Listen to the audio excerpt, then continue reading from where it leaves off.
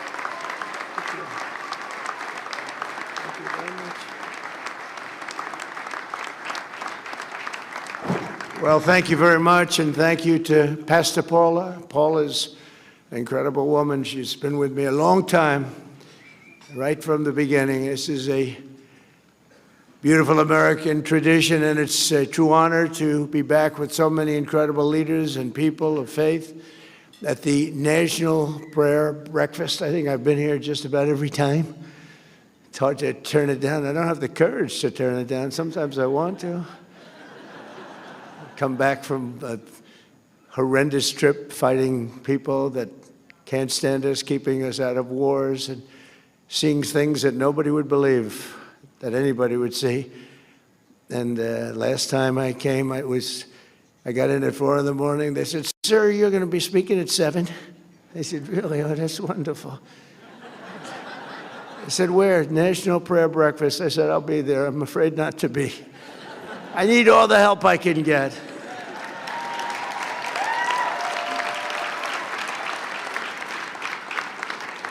And you know, I never get a fair break from the fake news, which is back there. That's a lot of fake news.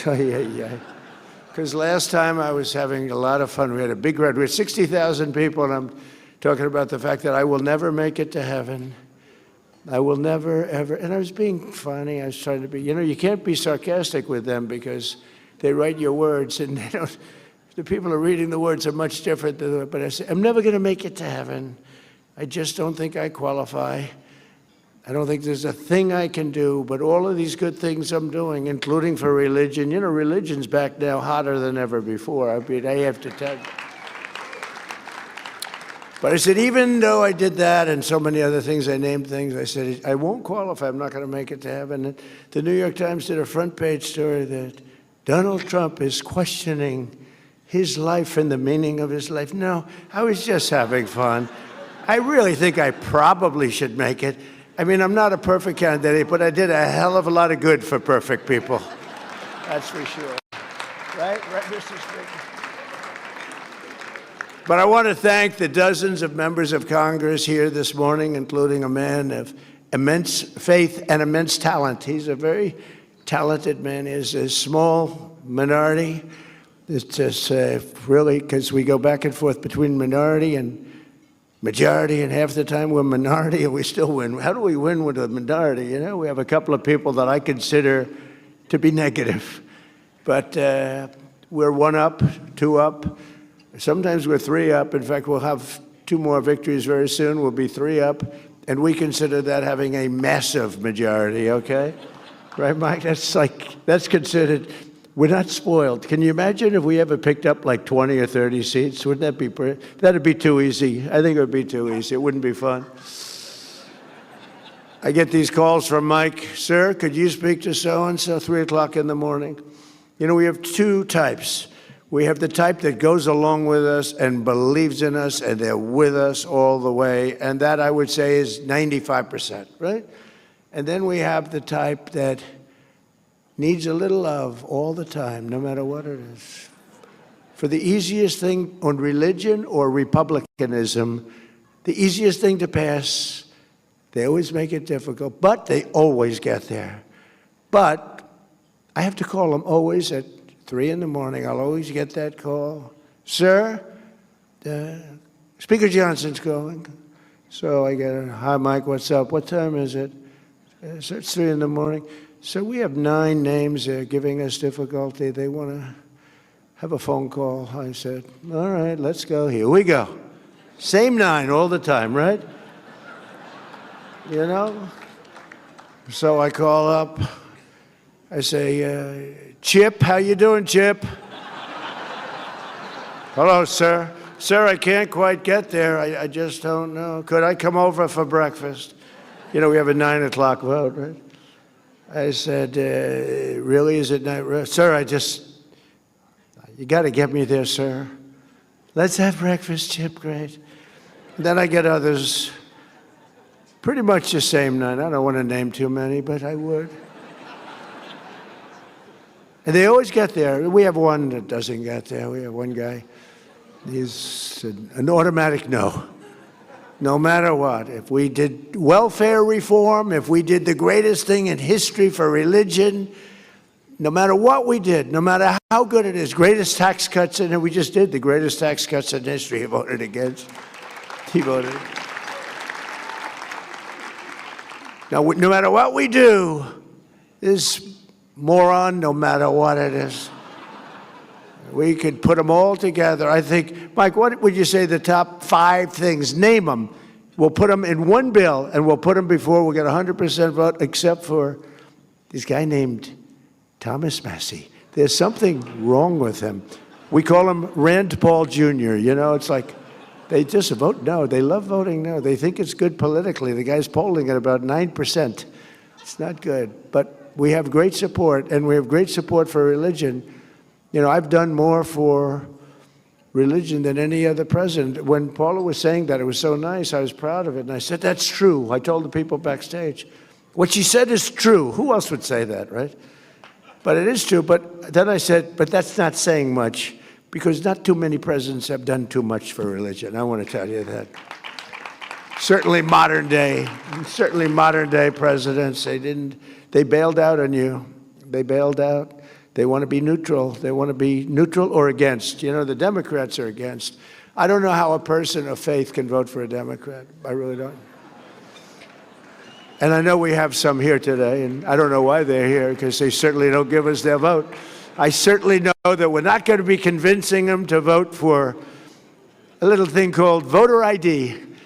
It polls at 97%. And even the Democrat, the people, the voters, are at 82% for voter ID, but the leaders don't want to approve it. They said they will strike. They will not allow it to happen. It's polling at over 90%. It's called voter identification. When you go to the polls, you show, yes, my name is so-and-so, and I live in the country. I'm here. I can vote. They say, that's not allowed.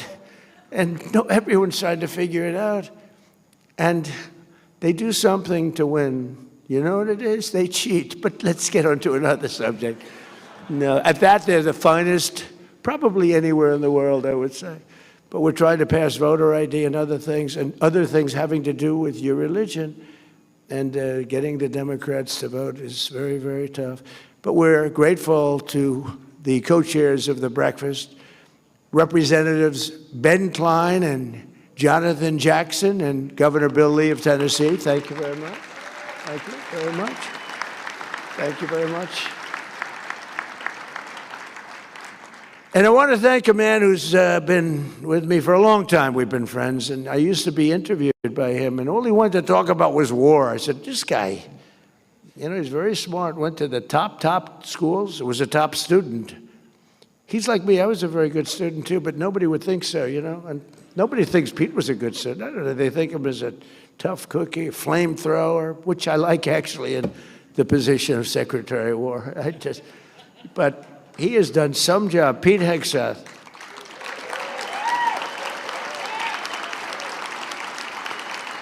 You know, he was very popular. He turned down a very large 5-year extension contract for millions of dollars a year. Oops, I don't want to say that. Your wife is here. She's saying, are you crazy? He's got the greatest wife. But it's true that Pete has just been incredible. And I used to go and be interviewed at Fox and Friends. Remember those beautiful days? And I'd say, what do you want to talk about? So I want to talk about releasing about 25 prisoners. They have arrested American soldiers because they taught them how to fight, and they fought really well, and they won every battle. And now they put them in jail because they said they were too tough. I said, so how many are there? 22. And some of these guys were they were fairly tough, wouldn't you say, Pete? But you know, it's true, we teach people how to fight, and then you put them in jail because they fought a little bit too hard. And we took care of a lot of business, but that's all. We didn't talk about the normal things that an interviewer would be talking about, right? But I saw that, and I saw his love for the military. It was obvious. He was always looking to protect soldiers. And I said, you know, this is a really smart guy. If I ever get this thing, I got to get it. It wasn't easy, you know. They rigged the second election. I had to win it. Had to win it. I needed it for my own ego. I would have had a bad ego for the rest of my life. Now I really have a big ego, though. Beating these lunatics was incredible, right? What a great feeling. Winning every swing state, winning the popular vote. The first time, you know, they said I didn't win the popular vote. I did, but they said. So they'd always say, would always thought they'd introduce me. While Donald Trump did not win the popular vote, you know, I'm sitting up being introduced by a Democrat or somebody. And they say, why Donald Trump did not win the popular vote? He won the presidency. Here he is. I said, that was terrible. I said, and we won the popular vote by a lot. We didn't want to play any games. This has been a much different. We had a great first term. We had the greatest economy in history, but this one's going to blow it away already. It's blowing everything away. We have $18 trillion coming into our country, blowing everything away. But we had a great first term. We rebuilt the military. You know, Biden gave a little chunk of it to Afghanistan brilliantly. He left tanks and planes and, you know, little things. I said, why didn't you fly the planes out? He said, well, nobody thought of it. You could have flown. He said, it's very hard to remove the equipment. Really? You couldn't fly an airplane? Buy a $150 million brand new airplane. Sir, I think it's better to leave it. Why? It's more cost effective. So we leave them a brand new jet. I said, these people are crazy. But we have it under control now like you've never seen, and our military has never been stronger. And you saw that with the B-2 bombers in Iran, and you saw it recently with Venezuela, where we're getting along fantastically with leadership. Really become a great relationship. I don't think there's been anything quite like it ever. In fact, we have 50 million barrels of oil floating right now over to Houston, and we're working with them really well. I don't think I've ever seen anything. The cooperation that we have and it's great for them because they were in big trouble economically, and yet they have more oil than any other country in the world, I think, except us. But they have more oil just about than any. And by the way, us and them, we have 68% of the world's oil. Now, I know that doesn't mean too much to people of great religion. I know you want to hear about, but you know, we got to keep our country strong, and we're doing really good. But that's been an amazing operation. I would say when people saw that, I was just talking to a great leader from El Salvador, and he said, man, that was some attack. I've never seen anything like that one, right? Right? That was good, even by your high standard, right? That was a hell of an attack. But we have a great country. We have tremendous leaders. We have a fantastic cabinet. We have unbelievable bench. And one of them is Attorney General Pam Bondi, who may be here. Where's Pam? Is she here? Where? Where are you, Pam? Where? See, she wants to keep it nice and low-key. You're really catching fire, by the way, Pam. You know, they were saying about Kristi Noem yesterday. I did the Super Bowl interview. Sir, are you going to relieve Kristi Noem of her duties? No. Oh. I said, why would I do that? We have the strongest border in the history of our country. We have the best crime numbers we've ever had. Going back to the year 1900, that's 125 years, we have the lowest crime numbers, despite the fact that this horrible, world's worst president, this is the worst president we've ever had, Biden. He had no idea he was president, so he doesn't take it personally. I don't want him to take it personally. Fortunately, he has no idea what the hell I'm saying. And he's watching right now. He's happy with what I just said. Okay. This is what we had running our country. But no, he was our worst president. We had some bad ones. We had Obama was very bad, terrible divider of our country. He was a divider. And believe it or not, we're bringing the country together. You know what's bringing it together? Tremendous success. We're having tremendous success. We have more investment being made in our country now than any country has ever had by many times. You go back 10 years, a certain country, not us, $3 trillion. We have in 11 months, because the 12th month is coming out next week, we have $18 trillion of investment coming in. The biggest ever was 3 many years ago. And one of the reasons for it is Secretaries Doug Burgum and Doug Collins. They are drilling like, you know, my whole thing was drill, baby, drill. Where are they sitting? I love those two guys. Come on, stand up. And is Catherine there? That's Catherine. Yes. Hi, Catherine. Chris. What they are drilling like nobody. I spoke with Chris yesterday, Doug. I said, how we do? Sir, we're drilling more oil than anybody's ever drilled by double, right? By double. We're doing it. That's why I was in Iowa last week with the farmers who were doing very well. We just handed them $12 billion out of tariff money because they were taken advantage of by foreign countries, various foreign countries. And I said, how much was it that they got hurt for? $12 billion. I said, good, let's write them a check. I gave the farmers $12 billion. And they don't even want it. They just want to be treated fairly. But we're getting it from that, but we're getting it with nobody's ever in history, and we've never done it either, like anywhere close. We're taking out more energy out of our beautiful land, oil and gas, clean oil and gas. And I always say, clean, beautiful coal. You know, the only thing I told these two guys they have to do, because they're the greatest energy people in the world, the best. I said, when you mention the word coal, anytime you mention coal, C-O-A-L, anytime you mention it, has to be preceded by 2 words, clean and beautiful. So Doug was making a speech the other day, and I sort of tried to pass a note, because he mentioned coal about 40 times, and he kept saying, clean, beautiful coal, clean. It really only works a few times, right? I said, no, when you say coal, clean, beautiful. You know, we buy all that wind from, we don't anymore. So we haven't approved anything in wind, right, Doug? Nothing, because it's, you know, just, it's a quick way to losing money, losing beauty, losing your fields, killing your birds. And other than that, it doesn't work. And Europe is Europe is so bad with the windmills, they're destroying their country with wind. And I was over there, it's not even recognizable what they've done. They've got a big problem on their hands. Between immigration and energy, Europe is destroying itself, and they better get smart. And I love them all. I'm friends with everyone of every country over there. I've helped them a lot. Got the GDP up from 2% to 5%, which is, for spending, for military spending. Nobody thought that was possible. Nobody thought 2% was possible. Got them to 5%. But it's not recognizable, Europe.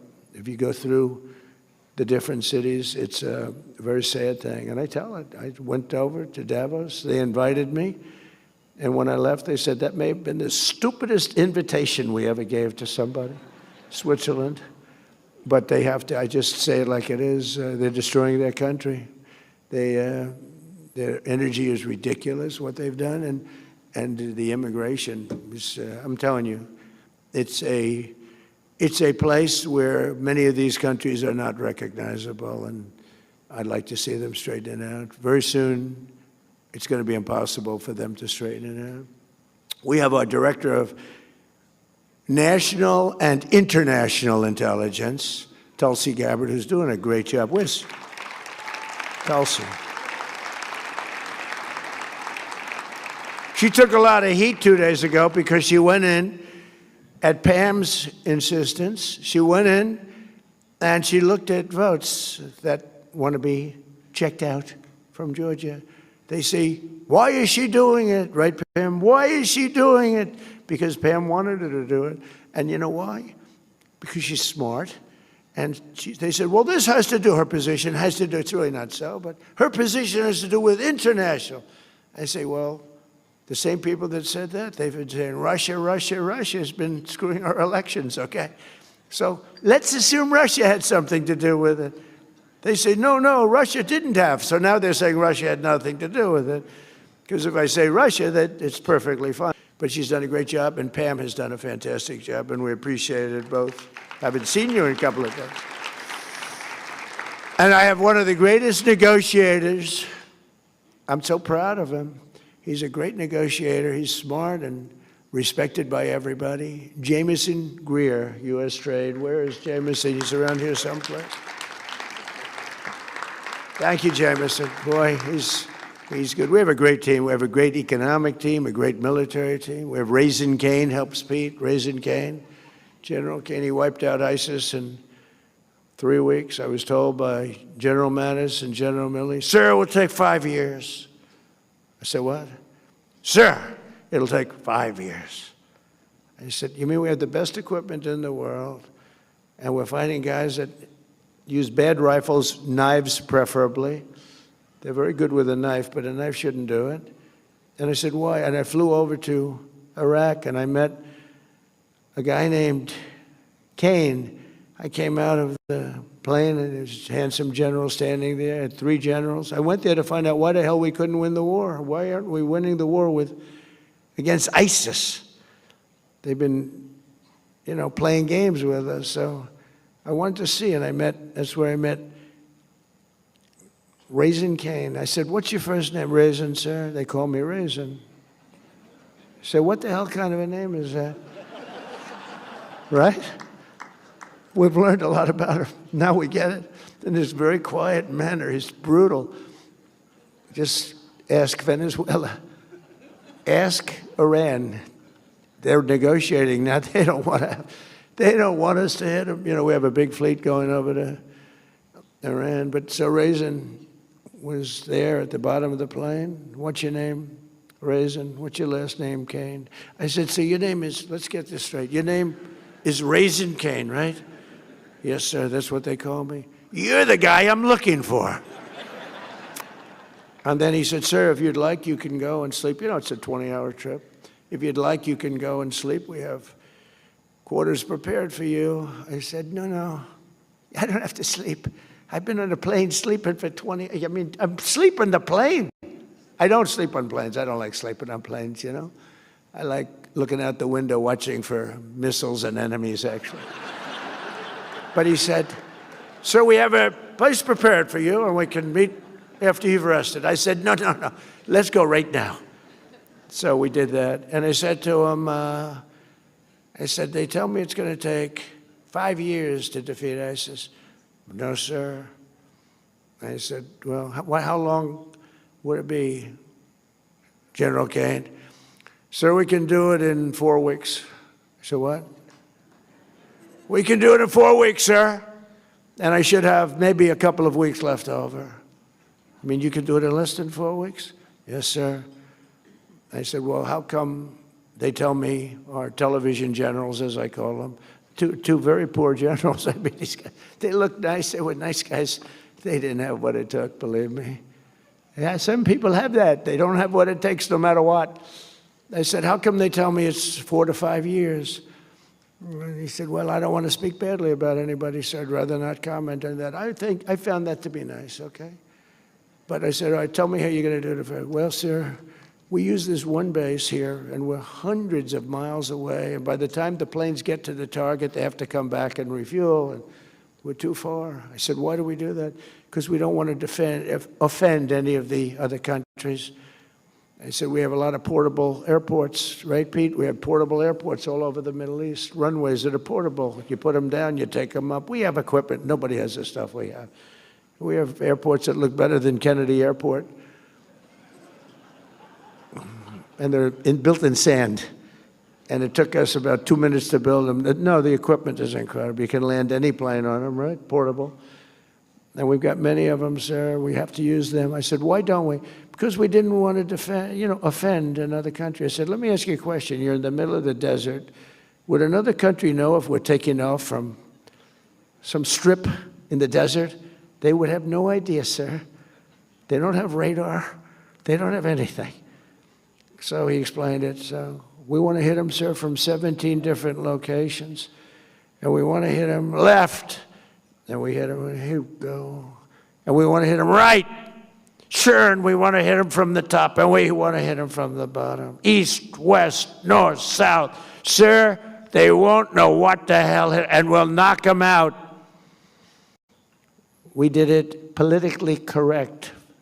5 years, we'd call up the country head, and we'd tell them, we'd like to attack ISIS today. As soon as the call was made, they'd call ISIS and tell them, you're going to be attacked, get the hell out of it. This is what we were doing for years, but not with Raising Cane and not with Pete Hegseth, right, Pete? We don't do that. And we have a little different method. So I went back to Washington and I said, this guy, he said, and then I checked up on him and he was so respected. I said, he's really respected. And I called him back, I said, General, go at it. Do good luck. God bless you. And he said, I say that to the people going out every time. And they say it when we give the okay for the attack on Venezuela or the attack on Iran. He says, I say, we all say, we're all in a room together watching. We watch it. We watch these attacks. We always say, God bless you. Have a safe journey. It's a dangerous journey. These are dangerous journeys. Flying through the middle of Iran, they know you're coming. And you're in a B-2 bomber, the most incredible thing, and they weren't able to see it because it's stealth. So good, we ordered 20 more of them, brand new, updated version. I actually said, don't get the updated, just take the one you have. They said, no, sir, the new one's even better. We have a military, nobody has a military like we do. I rebuilt it, by the way, during my first term. I mean, I think it's one of the best things I did. I rebuilt the military during the first term, and now we're really rebuilding the military, right? But the bottom line, I called him, I said, so you think you can do it, General? Yes, sir, I can do it. And it was over in 3 weeks. It was incredible. And I mean over. And then the election's rigged, and I wasn't there. And for 4 years, ISIS rebuilt. And they have a little bit of ISIS now again. And we knocked the hell out of them the other day in Nigeria because they were killing Christians. You know about that. They were killing Christians. So you can't do that. When Christians come under attack, they know they're going to be attacked violently and viciously by President Trump. I know it's not a nice thing to say, but that's the way it is. So we're also delighted to welcome visiting leaders and dignitaries from more than 110 countries. They're here, and including one of my favorite people, President Bukele of El Salvador. He has been so incredible. He has been such a great ally of this country. Thank you very much. Such a great ally. He's, some of you have seen, he operates rather large prisons, like prisons that's so large you can't see from one side to the other unless you have perfect 20/20 eyesight with binoculars. That's how long and big. And they do a job. They do a very humane job, but they're very strong prisons. And we send a lot of the people that we capture, the murderers, the drug dealers, the people that came into our country illegally and have already committed massive crimes. We had 11,888 murderers, and many of them are in your prisons right now, right? And he does a fantastic job. I mean, he really sounds like a different kind of, this is a religious breakfast. You're going to walk away and say, he's the meanest son of a gun I've ever seen. But I'm not. I just want to keep our country safe. It's very simple. We have to keep our country safe. So I want to thank you, Mr. President, for a great, amazing job you do with our people, too. They work together so well. Appreciate it. Not easy. This prayer breakfast comes at a special time for our country as we prepare to celebrate the 250th anniversary of American independence.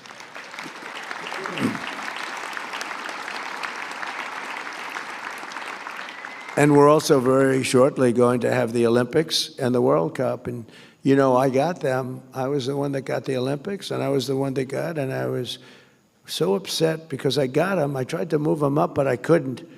And my first term, I was getting them, and Barack Hussein Obama would refuse to call the Olympics because, in all fairness, they took advantage of him. Remember, he went there. He flew all the way to whatever country, some beautiful country in Europe, and he sat, he made his presentation, and he ended up coming in last. And that shouldn't happen to a president. You know, if you're a president, you have to get a wink. I'll go there, but are you going to give us the Olympics? Otherwise, I'm not going there. I don't want to. So he sat there, made a very nice presentation. He came in last, came in fourth place. So he hated those people. He won't say that, I don't think, but I'll say it for him. And so he refused to be involved with the Olympics. I got a call from Democrats. The Democrat mayor of Los Angeles called me. So we have a problem. We have a president that refuses to call the Olympic Committee. And I just won the presidency. I was president-elect. And so I wasn't even in office. And I called this gentleman from, I think, Denmark. Can you believe? They own a large piece of ice that we're negotiating for. Extremely, it's the biggest piece of ice in the world. The world's largest piece of ice. They'll never run out of water. But I called the president, I called the various people, but the head of the Olympic Committee, very nice guy, and I couldn't get him off the phone. He was starving for love because nobody called him. They just wanted to know from the president, does the United States want the Olympics? They didn't want to choose the United States and then, you know, have somebody say, like, you know, we don't care. I said, I desperately want it. We're going to get it, blah, blah, blah. And I spoke to him, I spoke to other people, and I got it. I called up the Democrat from Los Angeles, happened to be the mayor of Los Angeles. He was devastated. He couldn't get the all they wanted to do is have an acknowledgement from the head of the country. Wouldn't do it. But I did it. We got the Olympics. And we got the World Cup. But then I don't know if Johnny's here from the World Cup, but that guy's great. He's great, my friend. But I got them both, and I was really upset because I got them. And then I said, I won't be, think of it, I won't be president because they're in the following term. Because, you know, when you get the Olympics, usually it's 10 years in advance. And I said, so I did all that good work. It wasn't that easy. I got it. Then I got the World Cup. They both were happening now in a year, another year and a half, a year, right after the 250. I didn't get 250. I tried to claim it a couple of times. I said, and I produced 250-year anniversary. It was my deal. I got 250 years, and the press hit me hard on that one, so I gave that up immediately. But I happened to be president during that, so think of it. So I'm the president, and I got these two things, and I said, you know what? I got the Olympics to come to the United States, and I got the World Cup to come to the United States, and I probably won't even be invited to be there. And I was really angry. And then they rigged the election, and then I said, I'm coming back. And I got the Olympics, and I got the World Cup. Right?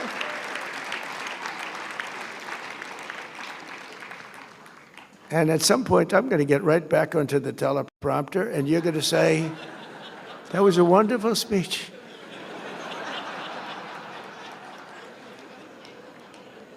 On that momentous day in 1776. This is so much easier. You know, it takes real talent to do the other. The other is much more talent. But that's why we're president, I think. But we have very important words to say, and this is such an important group. And we have plenty of time to say it, because when it comes to religion, I have all the time. I'm one of the few that say we have all the time in the world.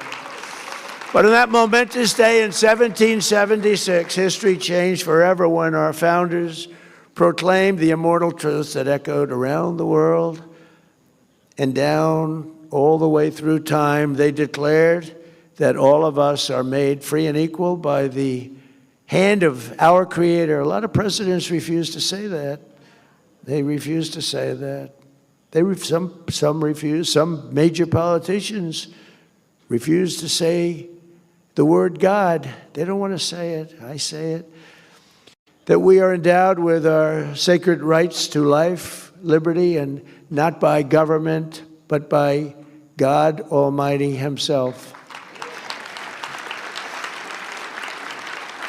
And those words rang out from Philadelphia and launched a revolution, not just in America, but in the hearts of all humanity.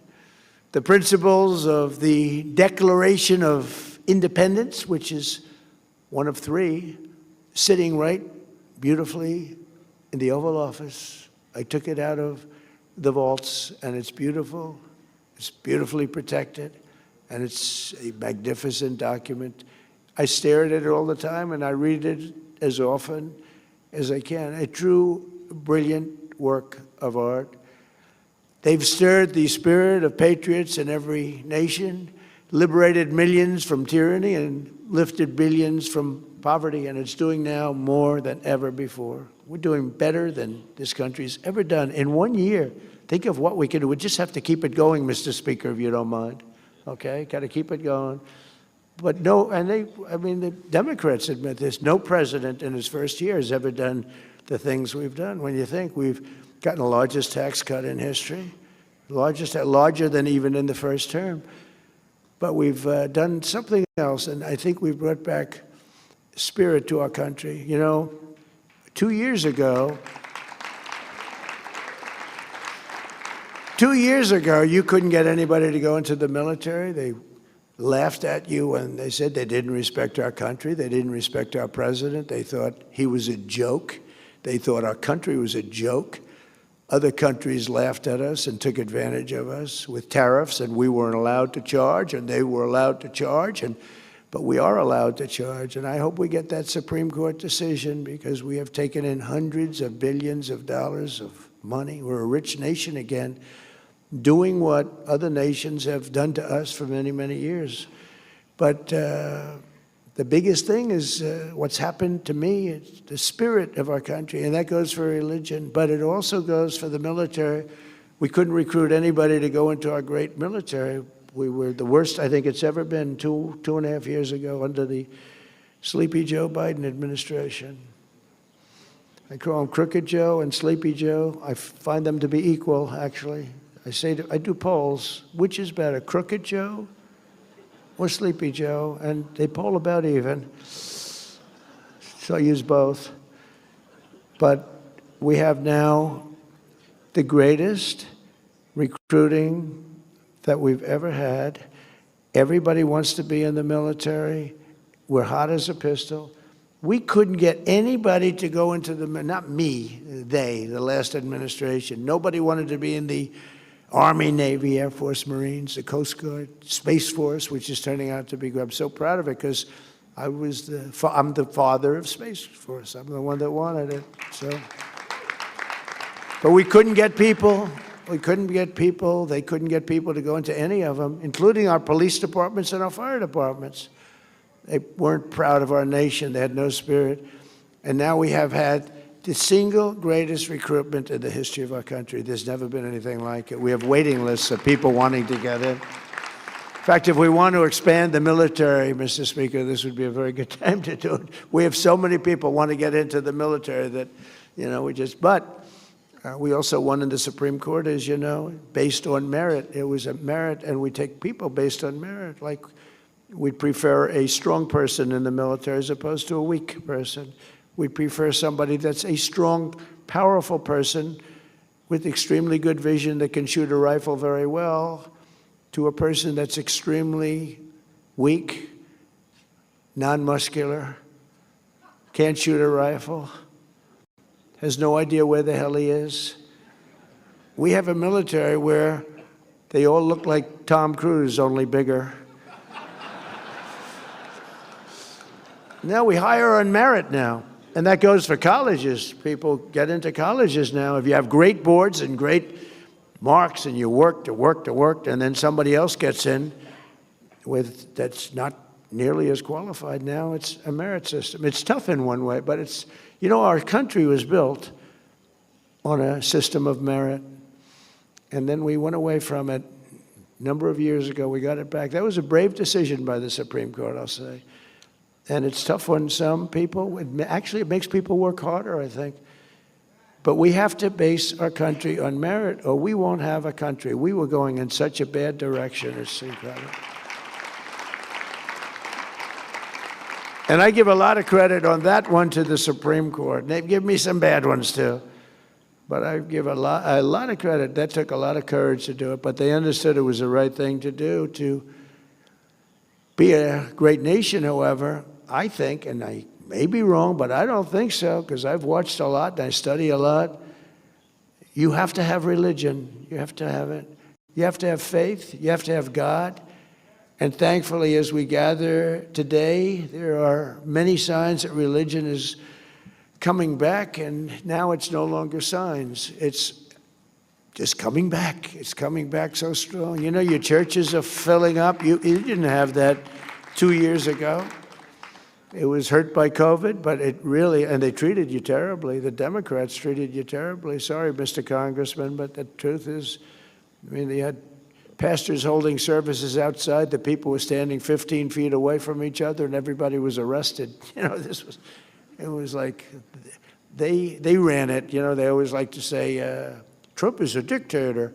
They love that. I'm not a dictator. But they were like dictators. They were like the Gestapo. They were arresting people for going to church, and they were arresting people and treating people like horribly.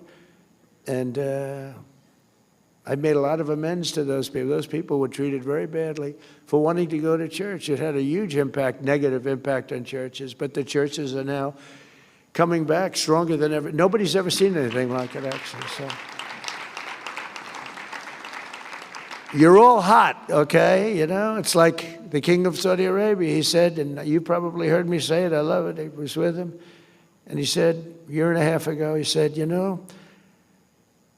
a year and a half ago, he said, we thought your country was dead, and now you have the hottest country anywhere in the world. We're the hottest country anywhere in the world right now, nobody even close. I think you can say that, El Salvador is very hot, but I think we can say that, right? We have the Congo here. I don't know. The Congo is hot. We just ended a war. One of our 8 wars that we ended, right? He's a great guy, too. He's a great guy. You talk about people that suffered. Those people suffered. In 2025, more copies of the Holy Bible were sold in the United States than at any time in the last 100 years. Now, how about that? How about that? Did you know that, Mr. Speaker? Mike Johnson's a very religious person, and he does not hide it. He'll say to me sometimes at lunch, sir, may we pray? I say, excuse me? We're having lunch, the Oval. It's okay with me. But he's a very religious person, and he is popular, and he's doing an unbelievable job. So I think God is watching over you. God is watching over him. I don't know about me, so I hang around with him because I feel I'm protected a little bit. In the last 12 months, young Americans attended church at nearly twice the rate as they did 4 years ago.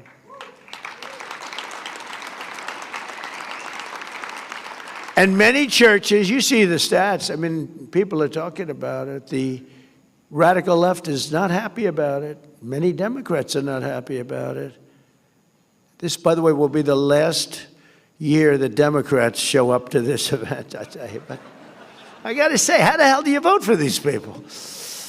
But some churches are seeing a 30%, 50%, or even 70% increase in the number of converts, and also the number of people going to church every week. To support this exciting renewal this morning, I'm pleased to announce that on May 17th, 2026, that we're inviting Americans from all across the country to come together on our national mall to pray, to give thanks, and we are going to do something that everyone said, like, that's tough. We're going to rededicate America as one nation under God. You know, a lot of people...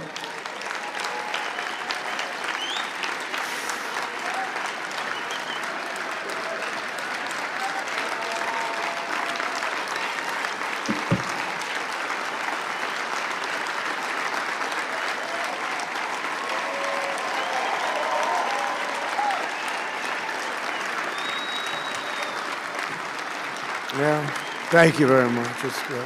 That's what I mean by the Spirit. It's so incredible to see it. I see it so much. I've never seen anything like it in 1 year. I thought it would take 2 years, 3 years, 4 years to be where we are.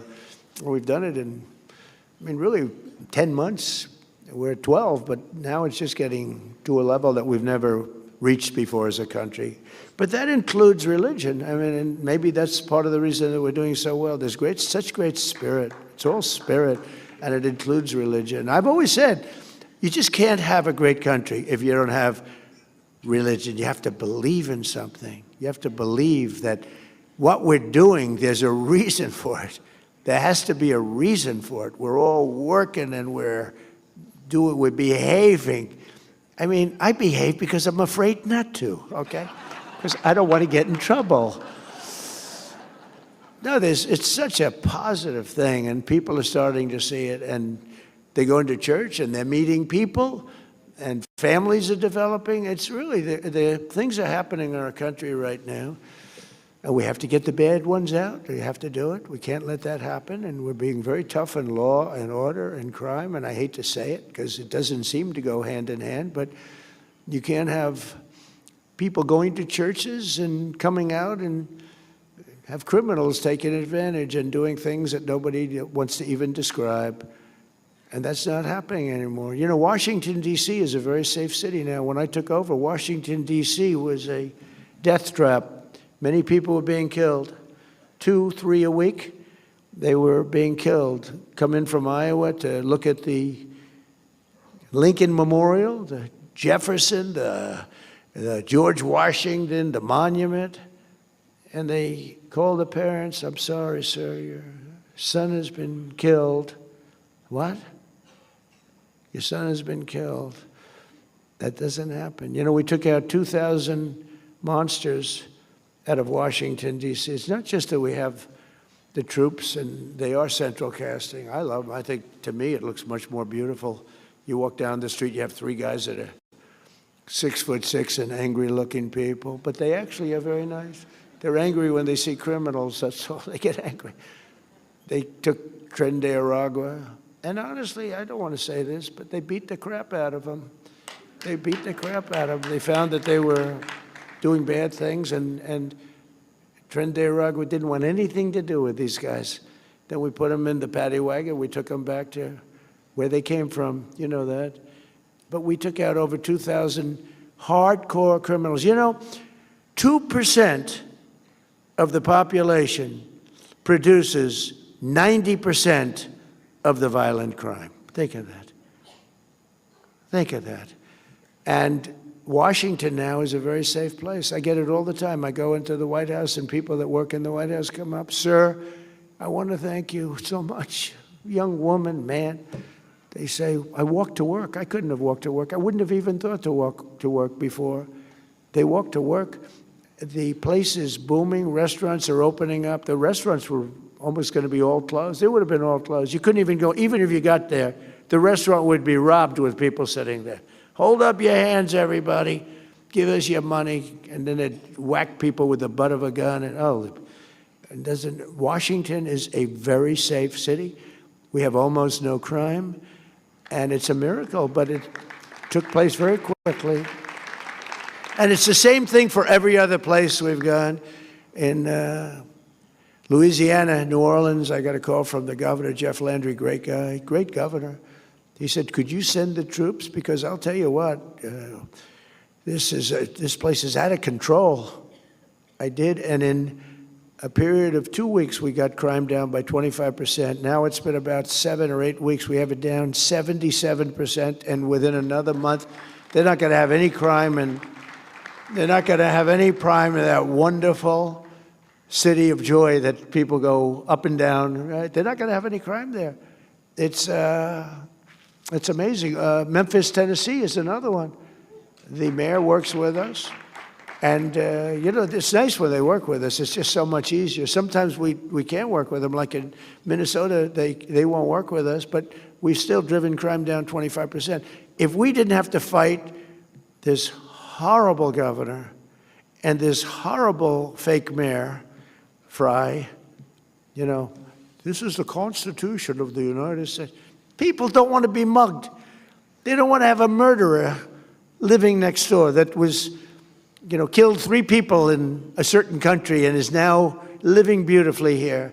Because generally speaking, if they've killed in another country, they're not going to be the best of citizens. And they're rough people. Remember in the campaign, I used to say that their criminals make our criminals look like babies. It's true. These are some of the meanest, most vicious people. They only gave us the worst. They don't send, they're very smart. Guys like the president over here, El Salvador. He's sent us a few. I don't want to talk to him about it. But he sends us some real bad ones. He's not, look, you just say it, we'll do it more positive. Isn't it true that you will not send your good people to the United States? Wouldn't you say? Look at him. He doesn't know. He said, what's going on here? But no, he sends bad people to the United States. And I'm going to talk to him after this. But I love him. He's done a great job, right? They're smart people. And they're very streetwise.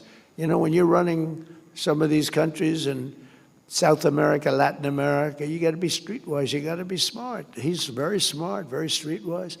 But these leaders of those countries, they're not sending. They cherish their good people. They only send us their bad people. But we have done some job, and we have, in Minnesota, crime's down, just despite that we have to fight these lunatics over there that are stealing money, by the way, also. I believe it's actually a cover-up of the $19 billion at least that they've stolen. I actually think they do this as a cover-up. Under the Trump administration, we're standing strongly behind Americans of faith, stopping the attacks on our values, our traditions, defending religious liberty, like no president. I believe like no president has ever done before. I do believe that. We got rid of the sinister Johnson Amendment so that pastors can speak the truth and they can speak it without having their tax-exempt status revoked.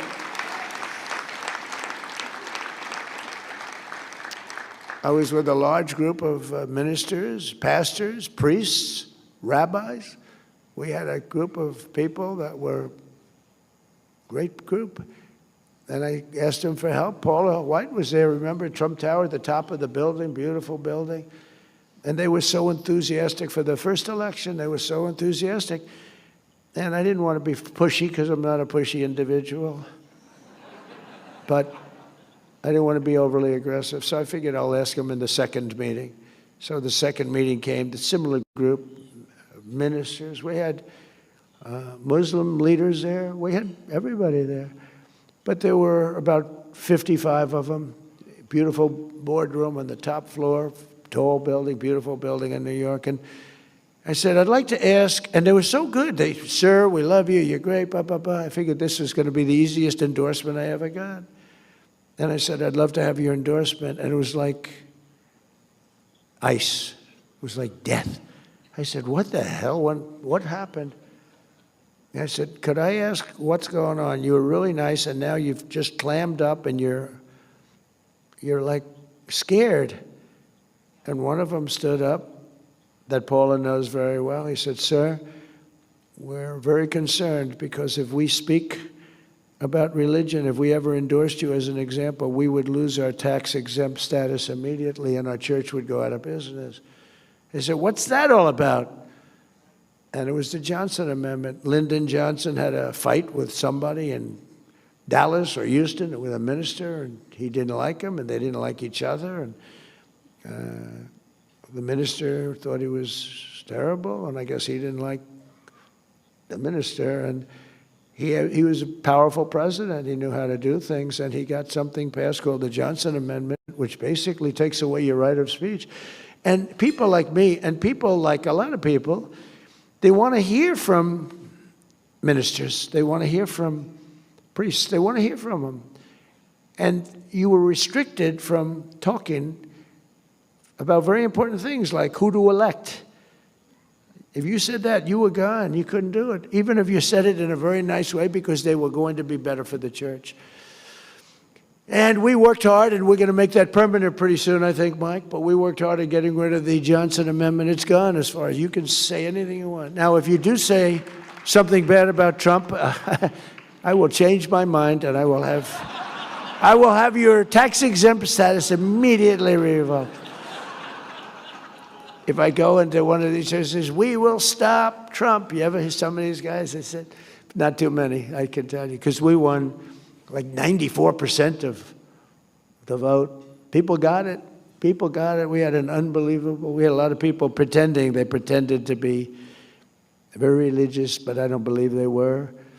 But the people ultimately got it. You know, you have a Robert Jeffress. I don't know if he's here. Is he here, Robert?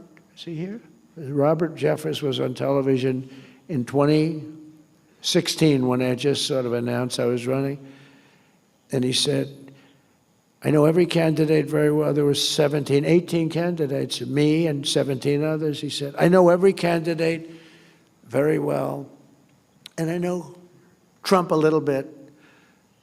But he may not be as good with the Bible as some of them.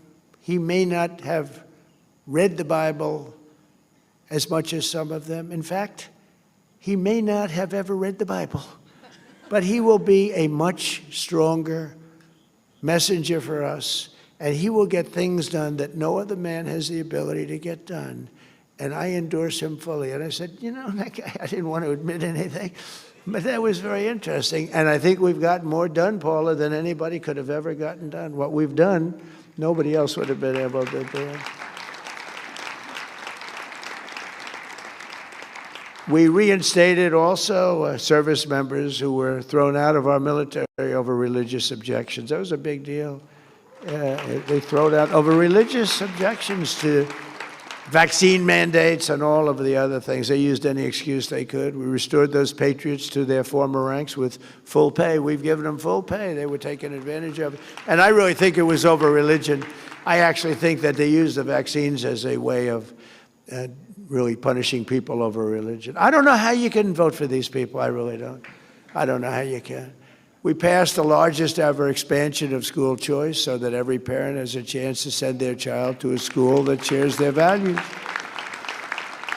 And today I'm also pleased to announce that the Department of Education is officially issuing its new guidance to protect the right to prayer in our public schools. That's a big deal.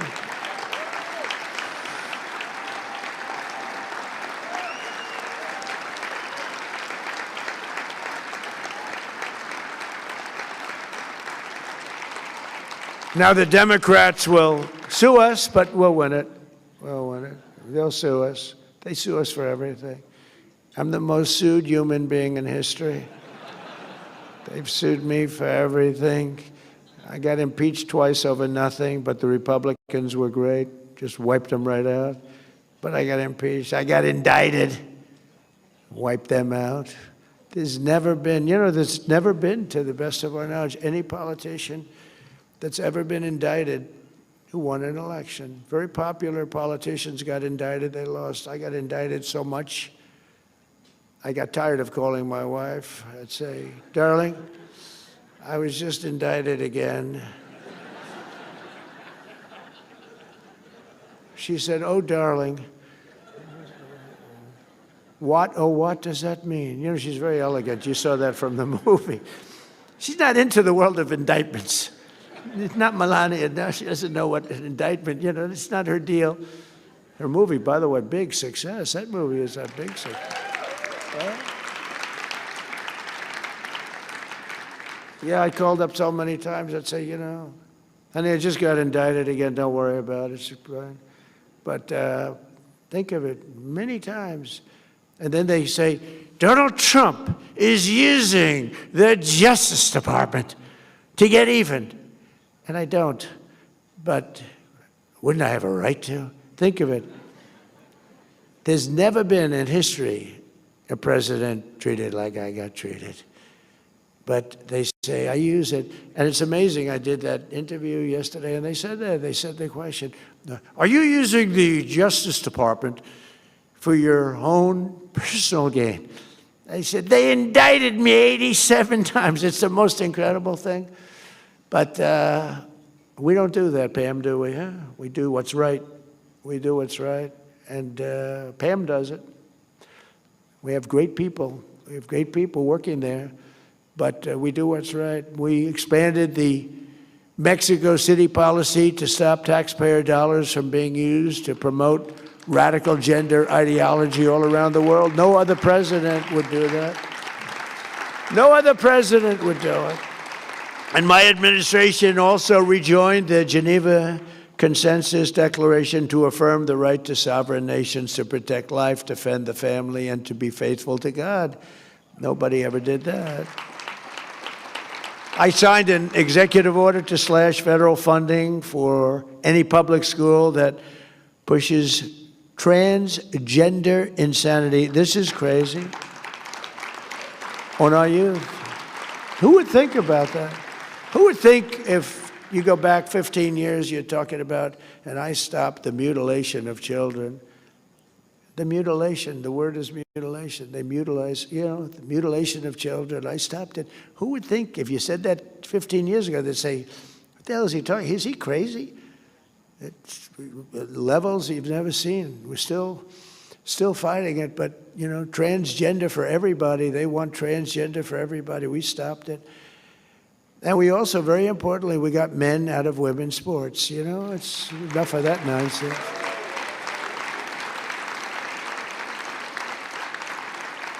We created the White House Faith Office, first time ever, which is its 1-year anniversary this month, and headed up with Paul and Jenny and some incredible people. And we created the Presidential Commission on Religious Liberty. We do a lot. That's a great commission, by the way. That's a phenomenal commission. I signed it.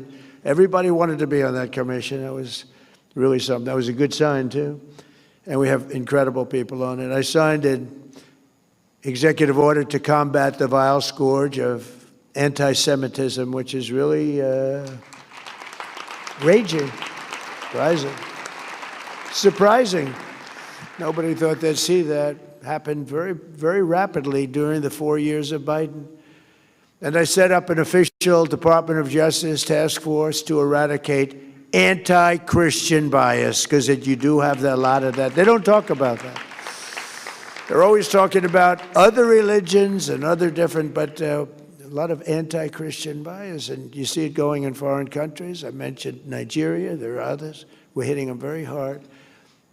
My administration is confronting head-on the militant and really intolerant campaign that tried to drive religious believers out of public life and out of society. I mean, religious leader, and now religious leaders are respected as much or more as any leader of any type anywhere in the world. Religious leaders are respected again, and that's the way we have to have it. They really are respected again. They were having a hard time. They were having a very hard time. The last 4 years previous to the one that we served, the last 4 years were brutal on religious leaders. They were brave.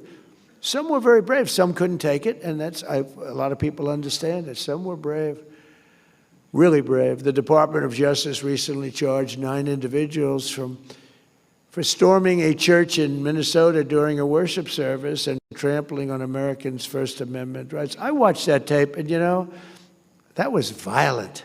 I saw the people sitting there, Pam, and they were scared. Some were scared and some were holding up their hands like, I believe in God. But they were violent people, screaming, your parents are Nazis. Your parents are Nazis. The people are sitting away. And I thought the minister was great. He was so calm. And good. They're screaming at him, terrible, right in the middle of a church service. It's got to be illegal. I mean, Pam is doing it. I'm not doing it, but Pam is doing it. And I'll tell you, people are happy with the job that's taking place because they're bad people. They're bad people. You have one Trump hater in particular that just, I watched his performance. It was terrible. They try and use freedom of the press and all this to get out of a criminal event. But they were, that was a horrible thing to witness. And if we allowed that to go on, you wouldn't be able to have a church. No, everybody would be afraid to go to church. And that we are not going to allow, are we, huh?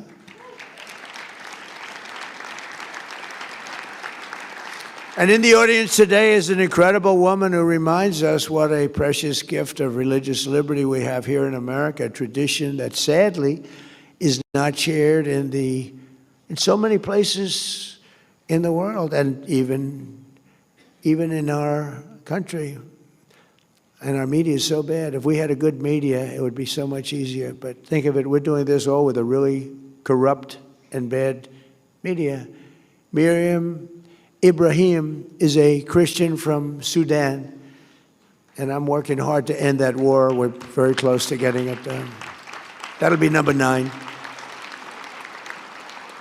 If we don't get Russia, Ukraine first, but we're working hard to end that whole war. We're very close to doing it. We've almost done it.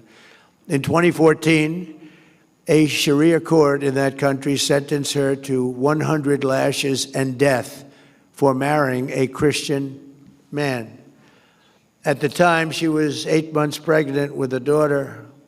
Miriam was ordered to renounce her faith in Christ, but she refused to do so and gave birth to that daughter, Maya, while she was in shackles, being beaten and living in a condition that nobody in this room would even be able to imagine. Believers all over the planet rallied to Miriam's cause, prayed for her protection, and successfully pressured for her release. I did that. I did that with one phone call, actually. And she had such support. It was so easy. And when I explained it to the powers that be, yes, sir, we will do it right away. I just wish I knew earlier. But it's a big world with a lot of people. Miriam and Maya are here this morning and now live safely in America, where we protect Christians. We don't kill them, we protect them. And you're getting protected better now than you've ever been protected before. So Miriam and Maya, thank you. Where are you? Are they here? They're here someplace.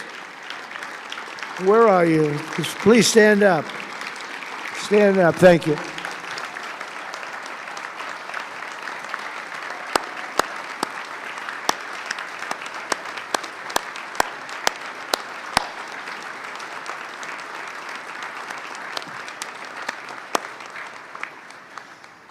That's great. A lot of bravery. No administration in modern history has done more to confront the plight of persecuted Christians around the world than we have. With us, it's a mission. It's actually a mission. On Christmas Day, in close coordination with the government of Nigeria, we worked with them, but they got to get tougher. I ordered powerful airstrikes to decimate the ISIS terrorists who have been slaughtering Christians in that country by the thousands. It's not even believable. We hit them so hard, they still don't know what the hell happened. And we were going to do it on a different day. I said, no, do it on Christmas, so they understand it. Remember, Christmas was, when I ran in 2015, when I announced, I said, we're going to bring back Christmas, because the word Christmas was almost gone, and we did. People use Christmas anymore. We brought back the word Christmas. They didn't want to use it, and we're using it again. But I specifically told Pete, I said, hit him on Christmas Day. Not earlier and not later, right, Pete? And man, did he hit him. So then we hit him again recently. We hit him again pretty hard. But we're honored to be joined today by the First Lady of Nigeria, who also happens to serve as a Christian pastor at the largest church in Nigeria, a very respected woman. First Lady, please, where are you? Thank you very much. It's a great honor. Thank you very much. Very respected person, too. Thank you. I'm also working tirelessly to end dangerous conflicts and help move past ancient hatreds.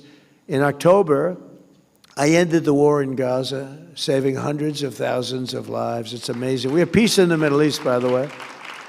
First time in 3,000 years. We have peace. There are little embers, but it's nothing much.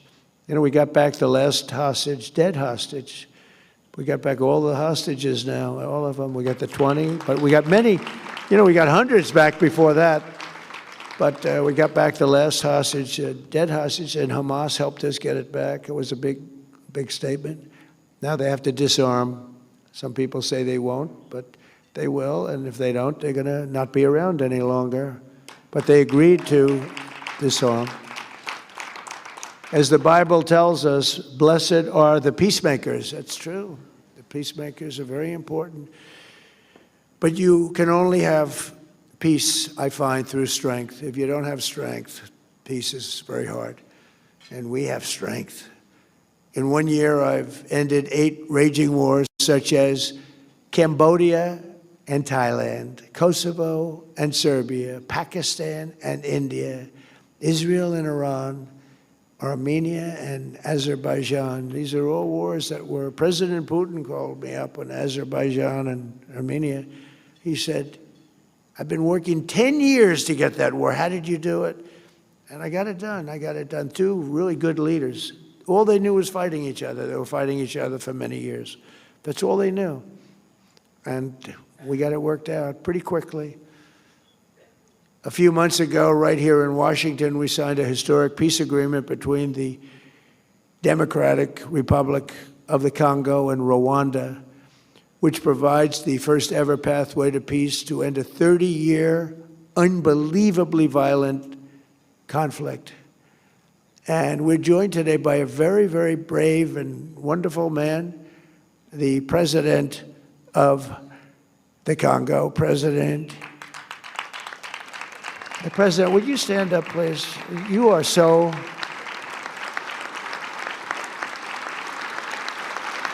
President, thank you. And you really are. You're a brave man. I know what you've been through. I know that one very well. That was a hard one. That was many, many years. And it's working out okay. Nothing's easy. Every once in a while I have to call them both back, but it's working out okay. It's going to work out good. But you are brave, and we appreciate you being here. Great honor. Great honor. Good guy. Together, he and I have also signed the largest minerals deal in U.S.-Africa history. And, you know, Congo has magnificent land. It's incredible land, and he's doing very well with it, so we appreciate it. But we've signed the largest deal with some of our big companies, and they're going in. So thank you very much, Mr. President, and you call me for anything, right? Thank you. And just in closing, scriptures always tell us that blessed are the pure in heart. I don't know if that applies to me necessarily. I'm not so sure. I don't know, Paula, does that apply to me? I'm not sure. I try. But we're joined this morning by 2 incredible young American patriots and believers who show that, you know, that's so true. Last summer, Emma Foltz and London Smith were both camp counselors at Camp Mystic, the Christian girls' camp in Central Texas. One of the worst things I've ever seen. On that fateful night, 20 inches of rain fell in a matter of minutes. Nobody's ever seen anything like it. And the river rose 20 feet in literally 30 minutes, leaving utter devastation and destruction. Emma bravely helped lead 14 precious little girls to safety. And London, seeing the water rise, gathered with other girls at the top of their building and prayed. They just prayed and prayed. And as they prayed, the water miraculously stopped rising. Just a few inches from their feet, it was going to overwhelm them. Anybody in the cabins were gone. Anybody in the cabins were gone. Who would have known? They thought the cabins were the safe place to be. It wasn't. Then the water began to retreat, and many hours later they were finally rescued. As you know, many young people died that night. When asked what she hopes others to take away from her story, London said, "This life is not promised. Our breath every minute is not guaranteed. Because of that, we shouldn't take life for granted, and we should just live it well." I mean, it was an amazing statement. I saw her make the statement. Young girl making that statement. Incredible, actually. A very complex statement. Smart, but true. London, I know exactly what you mean, and I want to thank you both for being here and your remarkable, incredible courage. It's been really amazing. And if you could at least stand, you know, I said, "Would you like to speak?" And they said, "Well, we're a little shy." But you know what? You may be shy, but you're very brave. Would you please stand?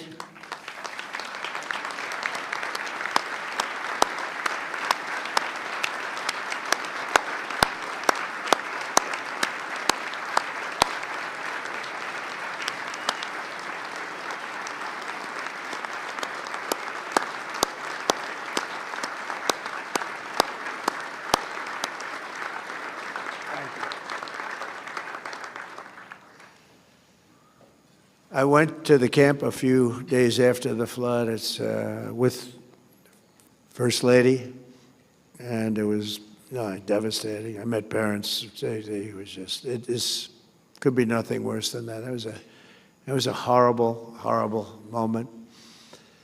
Almost 250 years after our founding fathers took one of the greatest leaps of faith in human history, the story of Emma and London shows us that faith of the American people remains unbroken. Actually became stronger than ever. And it reminds us that prayers strengthen, prayers heal, prayer empowers, and prayer saves. Quite simply, prayer is America's superpower. It really is a superpower. And it always has been, and it always will be. And I have no doubt that with the love, devotion, and patriotism of the people in this room and our friends from all over the world, some great ones right here, we can make our country and the world a safer, stronger, more peaceful, and more faithful place than ever before. And it's all happening right before your very eyes. And I want to, again, thank you. God bless you, and God bless America. Thank you, everybody, very much. Thank you.